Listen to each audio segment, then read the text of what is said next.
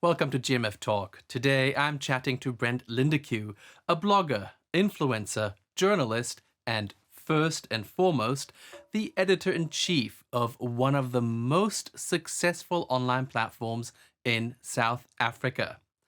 Brent, you procure good news from across South Africa. In fact, you're known as the good things guy.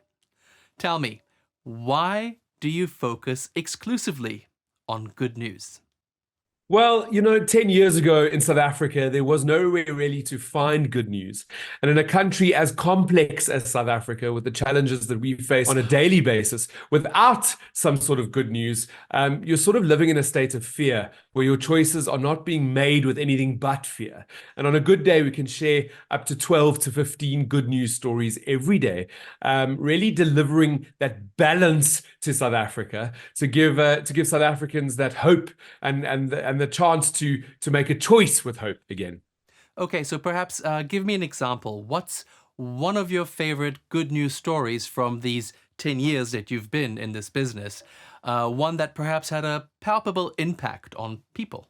I mean, every story is worth its weight in gold. Every story is important. And I love being able to share those good news stories on a daily basis. But the one that I keep going back to, it's the one that really highlights something, maybe because it was at the start of my career and I've been able to revisit it so many times throughout the last 10 years. But it's a man by the name of Andy Loughton, who runs a soup kitchen down in the Western Cape. He realized unemployment is a challenge in our country.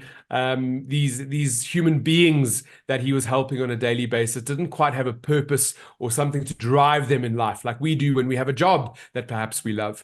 And so on one day in 2014, 2015, Andy Loughton decided to give them a job that day and not just give them free food. You see, Andy stopped at his local grocery store, bought a whole bunch of garbage bags and said to these homeless community that he was feeding to go out into the city, Somerset West in the Western Cape, and clean up the city that specific day. Come back with one bag, and he would give them their meal. Come back with two, and he would give them something out of the charity pile that they could sort of use. And it was that story that really cemented my space within South Africa because it showed me my purpose. That story went absolutely viral. There were so many people that were sharing it, and I realized how important it was for South Africans to have good news. That is a good story, and I think it deserves going viral. But in this media economy right now, what do you need to do to make such impactful stories actually go viral? A lot of the stories that we tell, it's organic. So the great thing is that the following that Good Things Guy has, they engage with the stories. They like to feel good. They like to share those stories with their friends and family. So I think authenticity is a big one. If you can be authentic in your storytelling, if you can tell human stories that people can resonate with, that's also quite important. And then sometimes, on a bad day, when the news headlines are a bit too tragic for South Africa to sort of face, and when they're not open to finding good news because of all this badness that's around them, then sometimes we have to seed that article a little bit. We have to put some money behind it and sort of make sure that it's being shared to the right people. Okay, let's shift the focus a little bit here. What about hard news then, which can often be bad news or at the very least just straightforward news? What role does the concept of hard news play for you? The hard news is so incredibly important. In a country like South Africa, like I said, we face many challenges on a daily basis, be it crime or poverty or politicians, corruption, inflation. There's a lot of things that are going on around us. And my belief system is if you don't know what's going on around you, how are you going to fix it?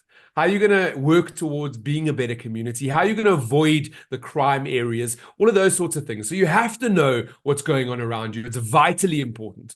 But in the same breath, you need that little bit of good news. You need that balance in your mind so that you don't lose complete hope in South Africa and the world.